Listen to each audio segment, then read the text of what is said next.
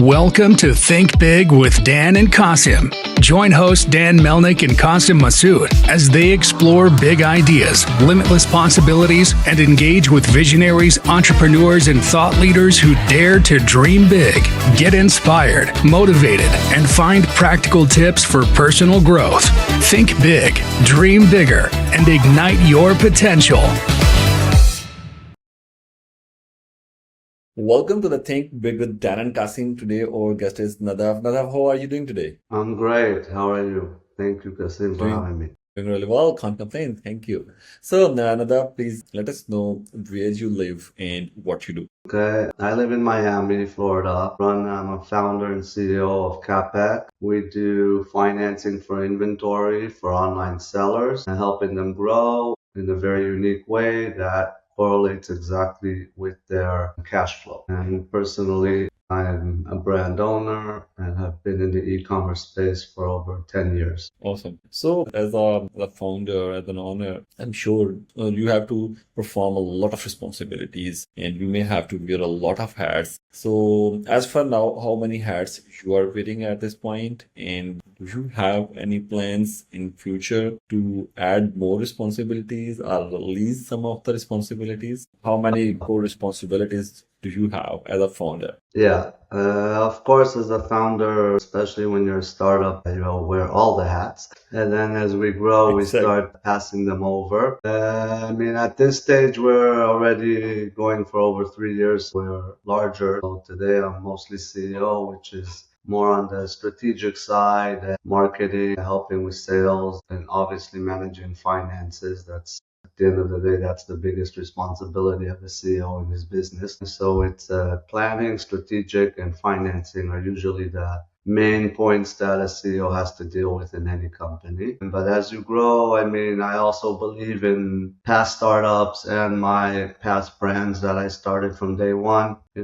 You want to be aware and you want to be able to do every single task in your company, hopefully, and be able to understand it in order to really improve it and also find the right people that can do it better than you. And that's something. So growing from the bottom and growing a startup is something I love and I've done multiple times. So, what will be the stage when you will be thinking about maybe changing your responsibilities, maybe swapping with some other responsibilities, or maybe you more like about keeping few responsibilities and delegating all the remaining responsibilities? Because there's a possibility that you may, at some point, you may hire some finance manager and you will delegate the complete work about the financing, and maybe instead of this responsibility, you can take over another responsibility, something else, maybe something more important.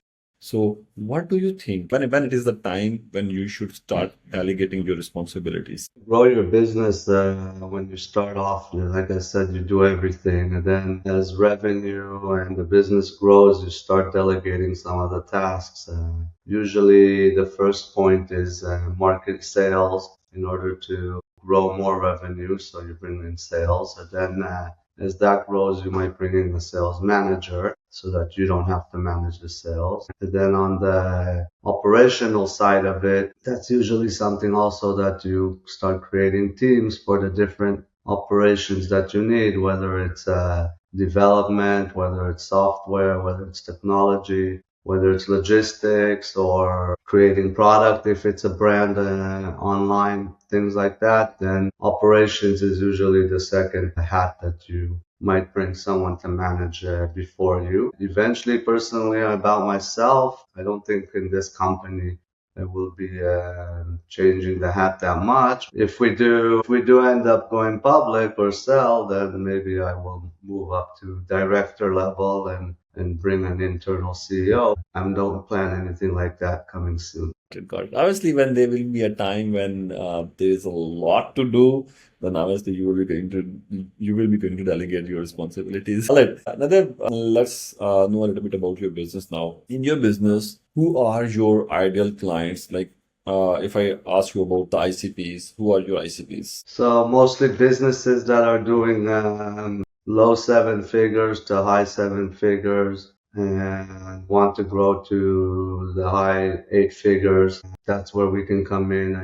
in general, as a business starts, especially in the online space, they can buy their first PO. They might have a few tens of thousands of dollars and they start buying product and growing, but that quickly elevates to recurring purchase orders, and every purchase order needs to be usually double or triple what the one was before.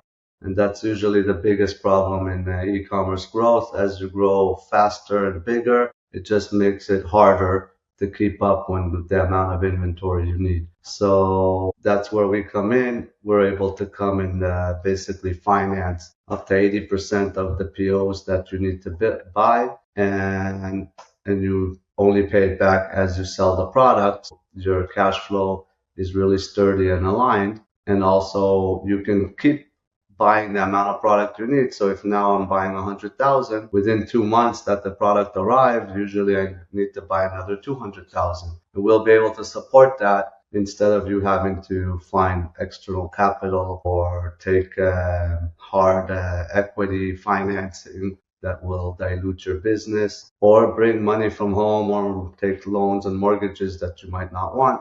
This allows you to really grow as much as you want. So the people that mostly need money is when it becomes a lot of money, and that's usually at the 7-figure stage. But how you manage it at your side? Because that this immediately makes sense that you will be going to give them investment. Another business is taking investment from your side and they are investing it, they are earning on it. Makes sense. So this is more like a loan from your side, or this is an investment? And do you accept if someone wants to give you some sort of equity in return? So how it works? So with us, it's not equity based. It is financing, and we're financing the specific inventory. So the only collateral we take is that inventory. So basically, we're partnering with our sellers on the inventory we're buying, and we take a fraction of the profit and when it sells, and they keep the rest. Yeah.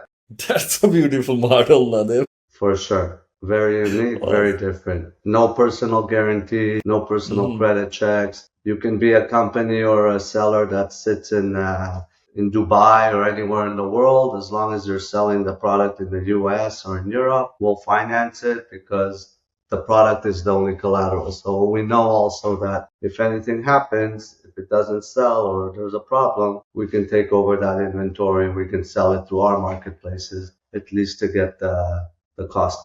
You are reducing risk a lot, I think so. Like, these are one of, in fact, the inventory is one of the biggest risks. Like whenever someone is investing on the inventory, and if they are not able to sell it, this is like a big headache. And you are clearing this thing as well, right? Yes, You are taking this bag and but we do finance only products that have history. Meaning, if you're selling for at least a year and your product is selling for at least 6 months, then we will be able to finance the next PO order, which is usually the next 6 months of inventory. And our know-how and our ability to connect to your data, we connect your Amazon, your Shopify store, we take all the data and we're able to underwrite it and understand it in a way that most finance companies can't. And that way we know and we believe that your product is profitable, it fits in the market. We check your competitors, your reviews, everything. So we know that you have a good product. We know that you're profitable on that product.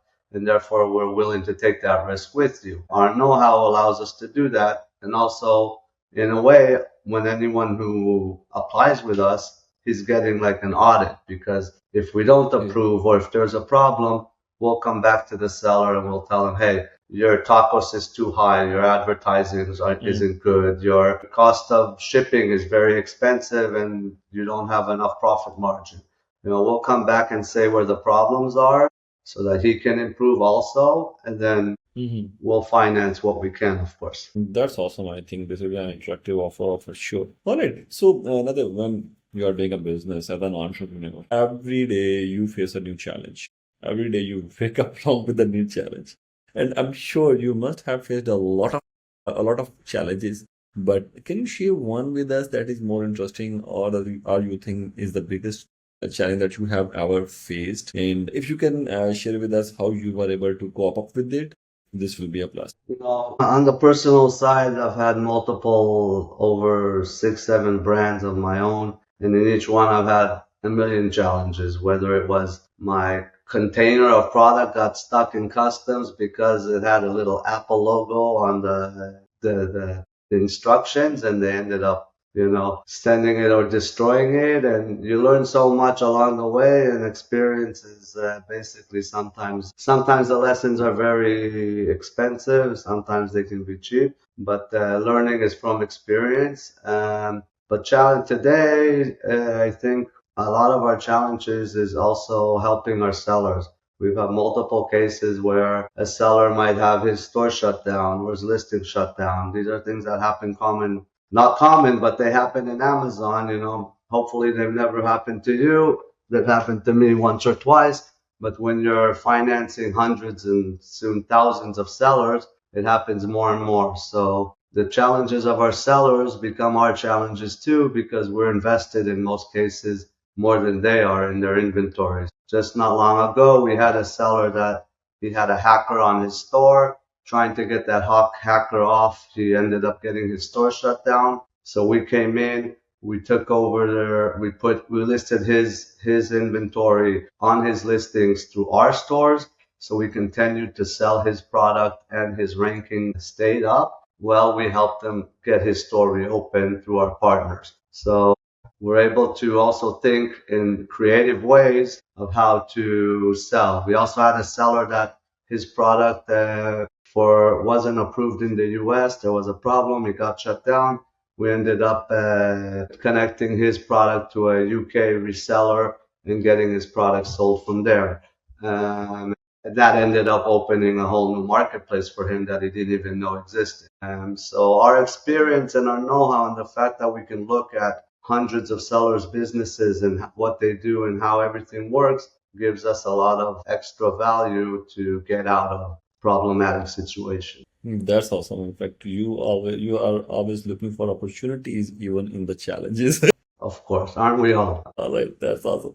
Awesome. And then, what do you think? Where do you see your financing business after maybe 5 years from now?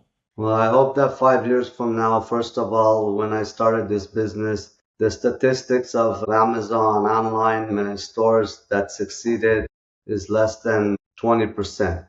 I hope to raise that percentage a lot more just by the fact that we're able to help sellers grow them and also give them our best practices on how to do it the right way, and therefore make more sellers succeed in the business. So in 5 years from now, I hope that we will be a default solution for every online seller. I don't believe in the fact that a seller should put all his money in his company, put all your eggs in one basket, especially in a risky business like online, Amazon and all that. So working with us, you're also mitigating risk. The fact that you have a partner that understands this industry and that's able to help you in bad times if things go wrong, and obviously support you as you're growing and things go well. So in 5 years from now, I believe we will be the default solution for any seller that's growing and buying a product to grow with. That's a clear vision. Obviously, being an authority with clear vision, that's awesome. All right. So, Nadav, at the end, please let our viewers know how they should, what they should take care about whenever they are starting a business. Give them an advice, because you are helping a lot of businesses to start. So please give us your biggest piece of advice. So starting a business, you're basically all alone, and it's very hard. And at the end of the day, also, none of us is Superman. We can't be the best logistics manager, the best creative, the best marketing manager, the best finance manager. You can't do it all as much as you try. So find out what you're good at and what you like doing. Obviously, what you like doing, you're going to be the best at, and concentrate your time and efforts on that. And the other things that you're not as good at or you don't like, find the best partners, the best people in the industry, no matter how much they cost, to take that part from you. Because if you have a winning team around you, then your business will succeed. If just even part of it is lacking or not in its highest level of professionalism, then your business will fail. So you have to really, that's my suggestion, and that's what I look at when growing a business. That's a beautiful advice. Thank you, Nadav. And by the way, as you said, like whenever you are looking for a partner, find them, choose them wisely. This is like very beautiful advice, because if you are partnering with a wrong person, you will see the circumstances at a very bad time. Like Right. this will when you will see the circumstances at that time, you will not be able to do anything. So whenever you are looking for a partner, choose it wisely. Awesome. Well, Nadav, before hopping off, please let your viewers know how they can reach you. If you can share your website, your contact, wherever you want people to reach you. Sure. Our company is CapEc. The website is capec.io, and anyone can come in and do an application even in less than 5 minutes. Connect their store, even if you don't have a PO right now. It's a great audit. It's a great thing to have in the backside. So you know you have that financing if you need it, and also to get the feedback from us that you're working well. I'm also on LinkedIn if anybody wants to reach out. Nadav Gorlicki. I'm happy to help sellers or anything, or any entrepreneur that has some questions. I'll be happy to give my advice. Thank you so much, Nadav. Thank you so much for joining us today. I will need time to digest all these things, and we will stay in touch. Thank you so much. Great. Thank you for having me. Bye-bye. Bye.